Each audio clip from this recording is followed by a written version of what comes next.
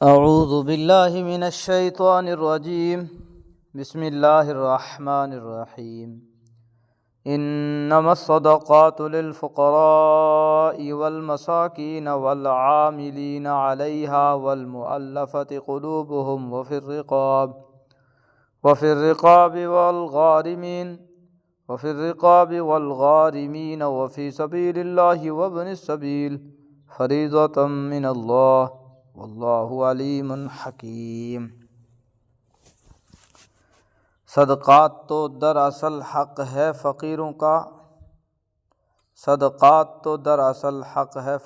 کا، مسکینوں کا اور ان اہلکاروں کا جو صدقات کی وصولی پر مقرر ہوتے ہیں، اور ان کا جن کی دلداری مقصود ہے،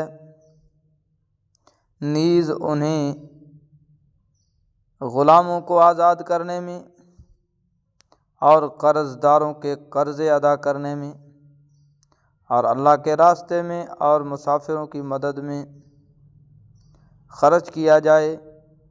یہ ایک فریضہ ہے اللہ کی طرف سے، اور اللہ علم کا بھی مالک ہے، حکمت کا بھی مالک۔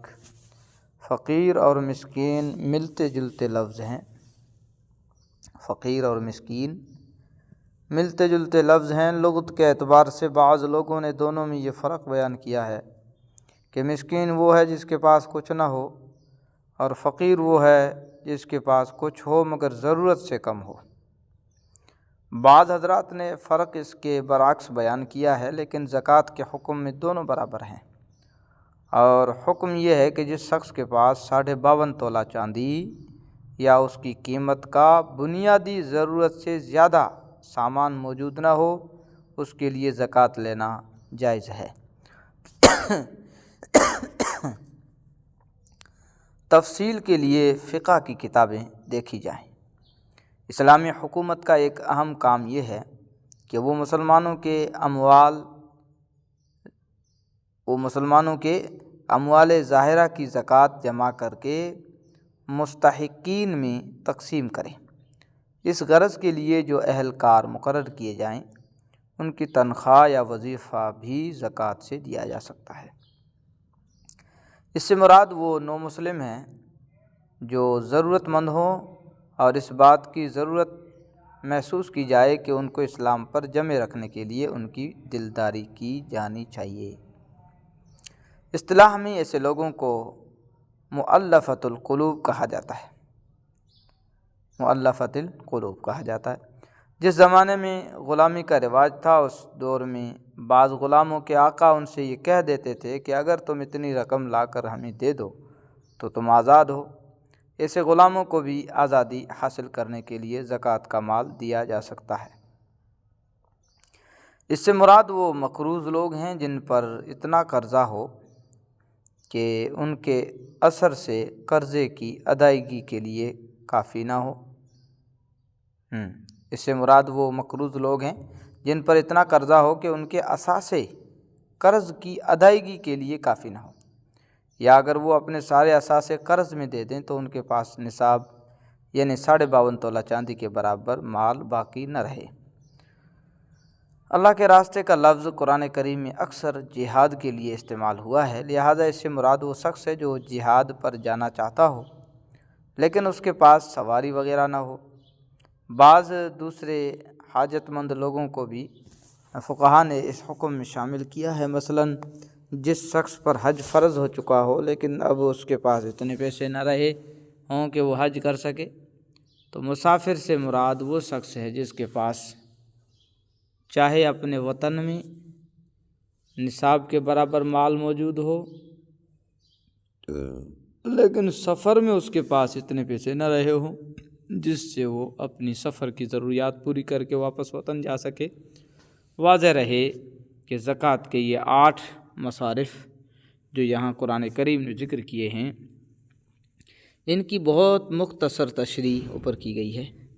عمل کے وقت کسی عالم سے سمجھ کر زکوٰۃ خرچ کرنی چاہیے، کیونکہ ان تمام مصارف میں شرعی احکام کی تفصیلات ہیں جن کے ذکر کا یہاں موقع نہیں ہے۔ ومنهم الذين يؤذون النبي ويقولون هو أذن قل أذن خير لكم يؤمن بالله ويؤمن للمؤمنين ورحمة للذين آمنوا منكم والذين يؤذون رسول الله لهم عذاب علیم۔ اور انہی منافقین میں وہ لوگ بھی ہیں جو نبی کو دکھ پہنچاتے ہیں اور ان کے بارے میں یہ کہتے ہیں کہ وہ تو سراپا کان ہیں۔ کہہ دو کہ وہ کان ہیں اس چیز کے لیے جو تمہارے لیے بھلائی ہے۔ وہ اللہ پر ایمان رکھتے ہیں اور مومنوں کی بات کا یقین کرتے ہیں، اور تم میں سے جو ظاہری طور پر ایمان لے آئے ہیں ان کے لیے وہ رحمت کا معاملہ کرنے والے ہیں، اور جو لوگ اللہ کے رسول کو دکھ پہنچاتے ہیں ان کے لیے دکھ دینے والا عذاب تیار ہے۔ یہ عربی زبان کے ایک محاورے کا لفظی ترجمہ ہے۔ عربی محاورے میں جب کوئی شخص ہر ایک کی بات سن کر اس پر یقین کر لیتا ہو، اس کے بارے میں کہتے ہیں کہ یہ تو نرا کان ہے یا سراپا کان ہے، یا ایسا ہی ہے جیسے اردو میں کہا جاتا ہے کہ وہ کچے کانوں کا ہے۔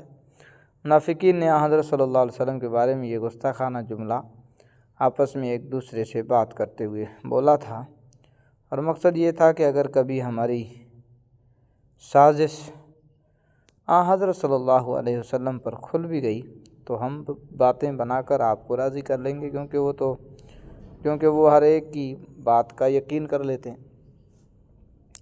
منافقین کے مذکورہ بالا جملے کے جواب میں اللہ تعالیٰ نے 3 باتیں ارشاد فرمائی ہیں۔ ایک تو یہ کہ وہ سب سے پہلے کان لگا کر جو بات سنتے ہیں وہ اللہ تعالیٰ کی وحی ہے، جو در حقیقت تم سب لوگوں کی بھلائی کے لیے نازل ہوتی ہے، اور دوسرے وہ سچے مومنوں کی بات سن کر اس پر واقعی یقین کر لیتے ہیں، کیونکہ ان کے بارے میں آپ کو یقین ہے کہ وہ جھوٹ نہیں بولتے۔ تیسرے وہ ان منافقوں کی بات بھی سنتے ہیں جو ظاہری طور پر ایمان لانے کا دعویٰ کرتے ہیں، لیکن اس کا یہ مطلب نہیں ہے کہ وہ ان سے دھوکہ کھا جاتے ہیں، بلکہ در حقیقت اللہ تعالیٰ نے آپ کو شفقت اور رحمت کا پیکر بنایا ہے، اس لیے اس کی وجہ سے حتی الامکان وہ ہر ایک سے رحمت کا معاملہ فرماتے ہیں۔ چنانچہ منافقین کی باتوں کی تردید کے بجائے آپ خاموش رہتے ہیں۔ یحلفون باللہ لکم لیرضوکم واللہ ورسولہ احق ان یرضوہ ان کانوا مؤمنین۔ مسلمانوں، یہ لوگ تمہارے سامنے اللہ کی قسمیں اس لیے کھاتے ہیں تاکہ تمہیں راضی کریں، حالانکہ اگر یہ واقعی مومن ہوں تو اللہ اس کے رسول اس بات کے زیادہ مستحق ہیں کہ یہ ان کو راضی کریں۔ الم یعلموا انہ من یحادد اللہ ورسولہ فان لہ نار جہنم خالدا فیہا ذلک الخزی العظیم۔ کیا انہیں یہ معلوم نہیں کہ جو شخص اللہ اور اس کے رسول سے ٹکر لے تو یہ بات طے ہے کہ اس کے لیے دوزخ کی آگ ہے جس میں وہ ہمیشہ رہے گا، یہ بڑی بھاری رسوائی ہے۔ یحذر المنافقون ان تنزل علیہم سورۃ تنبئہم بما فی قلوبہم قل استہزئوا ان اللہ مخرج ما تحذرون۔ منافق لوگ اس بات سے ڈرتے ہیں کہ مسلمانوں پر کہیں کوئی ایسی صورت نازل نہ کر دی جائے جو انہیں ان منافقین کے دلوں کی باتیں بتلا دے۔ کہہ دو کہ اچھا تم مذاق اڑاتے رہو، اللہ وہ بات ظاہر کرنے والا ہے جس سے تم ڈرتے ہو، اللہ وہ بات ظاہر کرنے والا ہے جس سے تم ڈرتے تھے۔ منافقین میں اپنی نجی محفلوں میں مسلمانوں کا مذاق اڑاتے تھے، اور اگر کبھی کوئی پوچھتا تو کہتے کہ ہم تو یہ باتیں دل لگی میں کرتے ہیں، سچ مچ نہیں کرتے۔ آیات 64 تا 66 ان کے اس طرز عمل پر تبصرہ کر رہی ہے۔ وَلَئِن سَأَلْتَهُمْ لَيَقُولُنَّ إِنَّمَا كُنَّا نَخُوضُ وَنَلْعَبُ قُلْ بِاللَّهِ وَآيَاتِهِ وَرَسُولِهِ كُنْتُمْ تَسْتَهْزِئُونَ۔